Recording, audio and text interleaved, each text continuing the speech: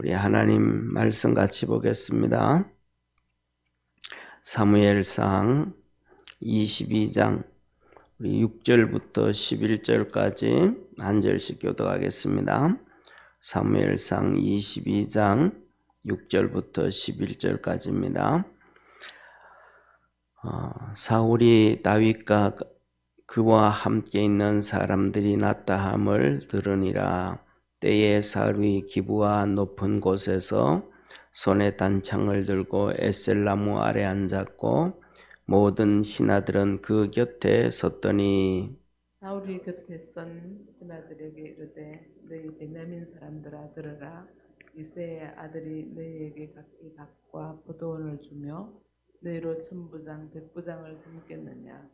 너희가 다 공모하여 나를 대적하며 내 아들이 이새의 아들과 맹약하였으되 내게 고발하는 자가 하나도 없고 나를 위하여 슬퍼하거나 내 아들이 내 신하를 선동하여 오늘이라도 매복하였다가 나를 치려 하는 것을 내게 고발하는 자가 하나도 없도다. 때에 에돔 사람 도액이 사울의 신하 중에 섰더니 대답하여 가로되 이새의 아들이 노베에 와서 아히두베의 아들 아히멜렉에게 이런 것을 내가 보았었는데. 우리 10절, 11절 같이 합독하겠습니다. 10절, 11절 합독합니다. 아히멜렉이 그를 위하여 여호와께 묻고 그에게 식물도 주고 블레셋 사람 골리앗의 칼도 주더이다. 왕이 보내어 아디후베 아들 제사장 아히멜렉과 그 아비의 온 집 곧 노베에 있는 제사장들을 부르매 그들이 다 왕께 이른지라. 아멘. 예, 오늘 이제 드디어 이 말씀은 어떤 말씀이냐면 한번 보세요. 저를 이렇게 이제 다윗이 모압 땅에 갔잖아요. 모압 왕한테 가서 하나님이 내게 무슨 말씀하시는지 또 무엇을 해야 되는지 말씀하실 때까지 내가 이 땅에 좀 머물게 해라 그렇게 얘기했어요. 그랬더니 모압 왕이 이제 그 부모는 다윗의 부모는 왕하고 함께 있고 쉽게 말하면 볼모로 잡아 놓는 거예요. 다윗이 딴짓 못하게. 그렇죠? 예, 다윗이 그렇게 허용을 그렇게 얘기를 했던 거예요. 그리고 이제 이 모압 왕이 다윗에게 성을 하나 줬어요. 성을 하나 줘서 거기서 이제 기도하면서 다윗이 하나님의 뜻을 찾고 있었습니다. 그리고 그 성 안에는 우리가 잘 아는 것처럼 다윗을 따라 나왔던 한 400명의 사람들이 다 같이 있었던 거예요. 그렇게 있는데 우리가 여기서 우리가 잘 아는 것처럼 뭐냐면 이 선지자 갓 선지자라는 사람이 있어요. 갓 선지자. 이 갓 선지자가 와서 여기에 이방인 땅에 있지 말고 유대 땅으로 들어가라 그래요. 그랬더니 다윗이 그 말에 순종을 합니다. 우리가 살아가면서 여기서도 보면 우리가 살아가면서 하나님의 뜻을 찾는다는 것은 참 어려워요. 하나님의 뜻을 찾는 것은 쉬운데 쉽게 말하면 하나님의 뜻을 찾는 것은 쉬운데 그것을 왜 하나님이 그렇게 하시는지 그것을 이해하기에는 우리가 한계가 너무너무 어려운 거예요. 쉽게 말하면 무슨 말씀이냐면 오늘도 여기서 보면 갓 선지자가 다윗 보고 이스라엘 땅으로 가라 그러면 그게 하나님의 뜻이잖아요. 그죠? 그 가는 거는 쉬워. 그런데 그 갔을 때 일어나는 사건들은 보면 정말로 우리가 생각할 때는 하나님이 하셨다 그러면 모든 것이 좋은 형태로 돼야 되잖아요. 그렇게 생각한단 말이에요. 하나님이 하셨다 그러면 전부 다 좋게 되어지고 평안하게 되어지고 문제도 해결되어지고 꼬였던 것도 풀려지고 이 사울과의 관계에서 막 그냥 힘든 관계도 풀려지고 이게 이렇게 다 되기를 바라는데 이 하나님의 뜻을 따라가면 첩첩산중, 또 하나님의 뜻을 따라가면 그냥 첩첩산중이면 좀 괜찮은데 그냥 첩첩산중이면 괜찮은데 거기에 막 늑대가 나타나고 호랑이도 나타나고 사자도 나타나고 막 흔히 막 나타나는 거예요. 너무너무 어려움을 찾아오는 거예요. 그리고 또 그런 늑대와 사자와 호랑이만 찾아오면 되는데 그들이 나타나서 내 주위에 있는 사람들도 다 물어뜯어 죽여버려. 이런 것들을 볼 때 하나님의 뜻을 따르는 거는 뭐 하나님의 뜻이니까 가는데, 그런 일들이 이루어질 때에 왜 하나님은 이런 일들을 하셨을까라는 것을, 왜 하나님이 이렇게 어려움을 주시고 하나님의 뜻을 따라가는데도 왜 이 어려움을 주고 고난을 주고, 그 다음에 또 중요한 것 중에 하나는 뭐냐면, 그렇게 하나님의 뜻을 따를 때 하나님이 악인들을 막, 내 주위에 있는 악인들을 막 다 죽여버리면 그래도 좀 이해가 되는데, 주위에 있는 악인들이 죽는 게 아니고 선한 사람들이 막 다 죽어가는 거예요. 그럴 때 보면 하나님의 뜻을 이해하기가 우리가 너무너무 어려운 거예요. 그래서 뭐냐면 우리가 하나님의 뜻을 이해하려고 하는 것보다는 그냥 하나님의 뜻에 순종하고 사는 우리 믿음의 성도가 되어지기를 주의 이름으로 축원합니다. 예를 들면, 적당한 예가 될지는 모르겠습니다만, 예를 들면 우리가 농부가 열심히 농사를 지었어요. 열심히 농사를 지었는데 지금처럼 농사를 다 망가뜨리는 비가 계속 내리는 거예요. 농사를 다 망가뜨리는 비가 계속 내리는 거예요. 그런데 우리가 생각할 땐 이 비가 안 내렸으면 좋잖아요. 농사가 잘 돼야 되니까.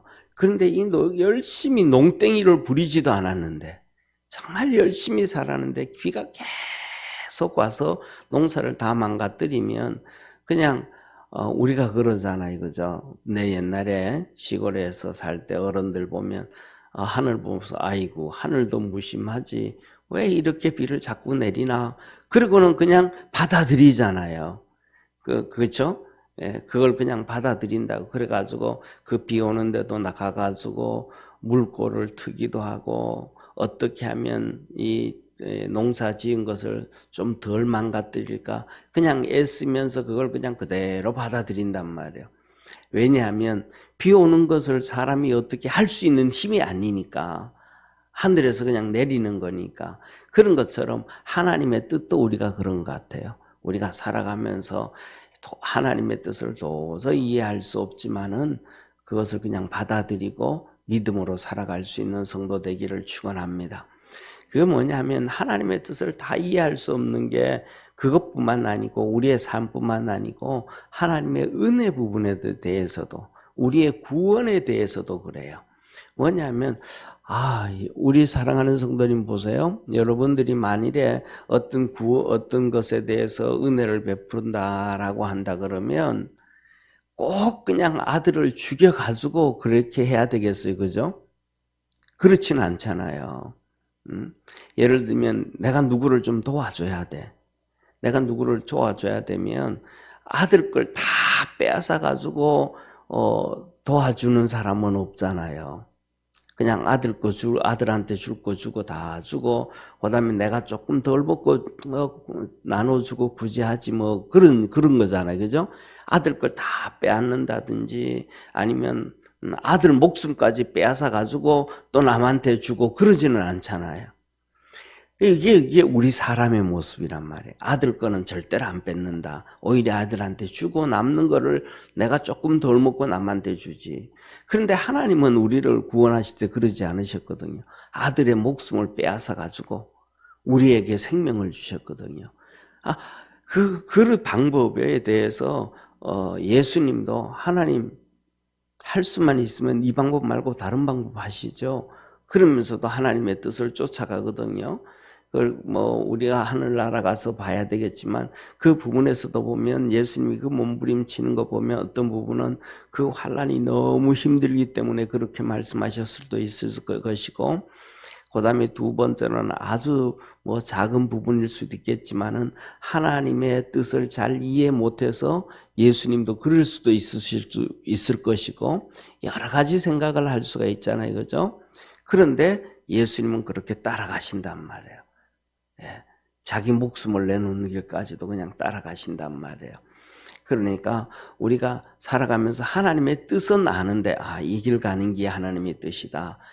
그런데 그 길을 갈 때 어려움이 찾아오고 고난이 찾아오고 말할 수 없는 이 고통이 찾아오고 힘든 일이 찾아와도 그것을 불평하지 말고 그냥 받아들이고 갈 수 있는 우리 축복의 성도가 되기를 바랍니다. 다윗이 그 길을 들어서기 시작하는 거예요. 다윗이. 그래서 갓 선지자가 이제 가라 그랬더니 이제 이 다윗이 유대 땅으로 이제 들어왔어요. 400명을 다 데리고 들어왔어요. 그랬더니 다윗에게 얘기가 돼요. 다윗이 이제 나타났다. 이제 이스라엘 땅으로 들어왔다라는 얘기를 들었어요. 그때가 언제냐면 바로 이 아셀나무 아래 있을 때예요. 이제 아마 이때가 이제 시로 갔을 때인지 아니면 이게 왕들이 이렇게 국민들한테 가서 국민들의 의향도 듣고 정탐하기도 하잖아요. 그죠? 이렇게 국민들의 의견을 듣기도 하고 아마 그럴 때가 아니었나 그래요. 그런데 그때 이제 베냐민 지파를 이렇게 순회할 때였는 것 같은데 순회를 할 때 다윗이 왔다라는 얘기를 들어요. 그러니까 이 사울은 다윗 얘기만 나오면 막 그냥 열받는 거예요. 다윗 얘기만 나오면 열받는 거예요. 그래서 다윗이 짧은 칼을 들고 이 짧은 단창이라는 것은 짧은 칼이라는 것은 이게 뭐냐면 왕의 상징이잖아요. 사울 왕의 상징이 단칼이란 말이에요. 짧은 작은 칼이란 말이에요. 이걸 들고 있으면서 그 앞에 있는 이 베냐민 사람들한테 그리고 자기 옆에 쭉 이제 신하들이 다 있는데 신하들 앞에 소리를 지르는 거예요. 뭐라고 지르냐면 야, 이 녀석들아, 쉽게 말하면 내가 너 베냐민 집하고 신하들한테 얘기하는 거예요. 다윗이 너희들에게 밭을 주고 너희들에게 포도원을 주고 다윗이 너희들을 천부장 세우고 백부장 세우고 쉽게 말하면 세상에 이 장관 차관 이 자리를 다윗이 주겠느냐?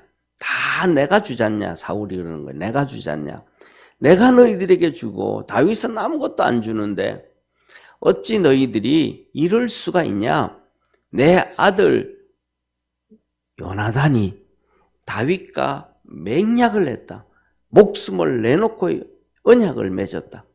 그러는데 그 내 아들이 다윗과 그 언약을 맺었는데 내게 와서 고발하는 사람 하나도 없고 내가 이렇게 아들로부터 해가지고도 이렇게 왕따를 당해가지고 이렇게 사는데 나를 슬퍼하는 사람도 하나도 없고 이 요나단이 그 다윗과 맹약을 해가지고 신하들을 또 선동시켜서 언제 나를 죽이려고 치려고 하는데 할지도 모르는데 그런 것도 내게 고발하는 자가 하나도 없다.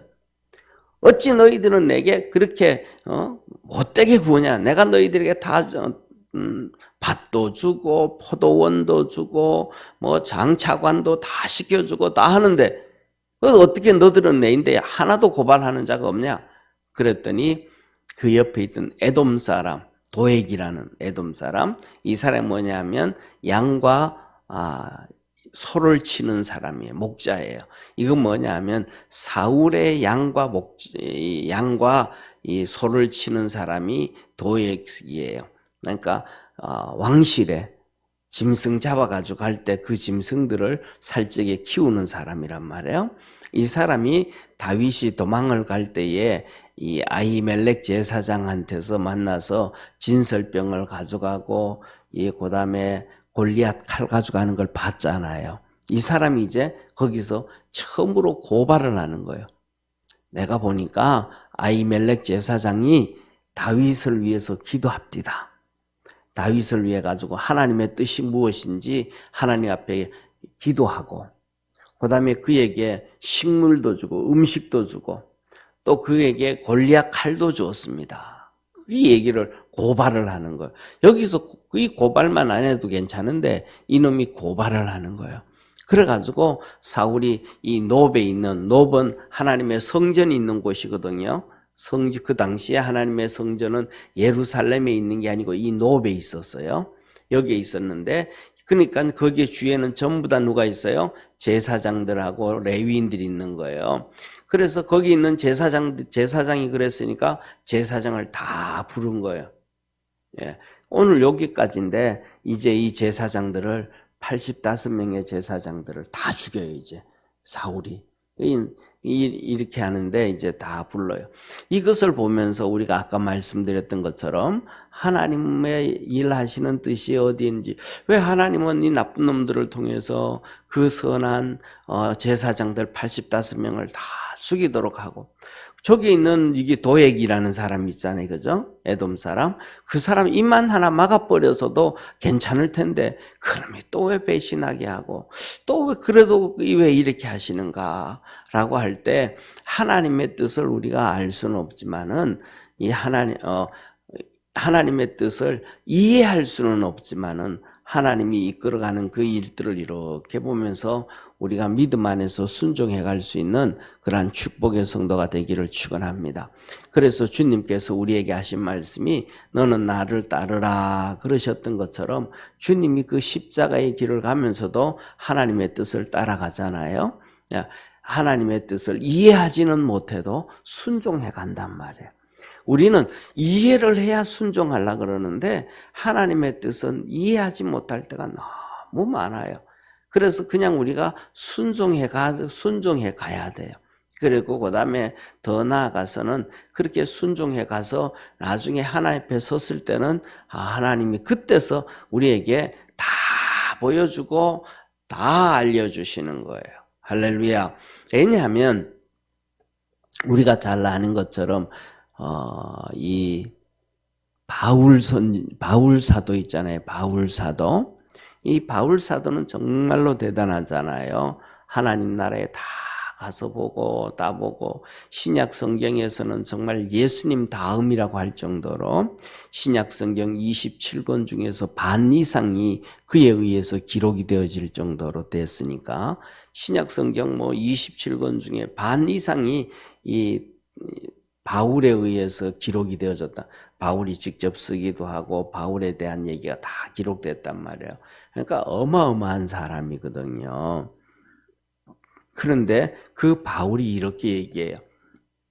우리가 지금은 하나님의 뜻을 이해하는 것, 그것은 희미하게 보이나. 그러니까 뭐냐면, 예를 들면 우리 그런 얘기 하잖아요. 막 연세 드신 분들이 글씨가 잘 안 보여, 앞이 잘 안 보여, 그러다가 이렇게 백내장 수술이나 이렇게 수술 탁 하고 나면 너무너무 잘 보인다고 그런 얘기 하시잖아요. 그런 것처럼 우리가 지금은 흐릿하게 하나님의 뜻은 아는데 그것이 왜 하나님이 그렇게 하시는지는 잘 모를 때가, 흐릿하게, 바울이 그렇게 말한다. 흐릿하게 보이나 잘 안 보이나 분명하지 않으나, 그러나 우리가 저 하늘나라 하나님 앞에 가서 보면 얼굴을 맞대어 보는 것처럼 말리라. 할렐루야.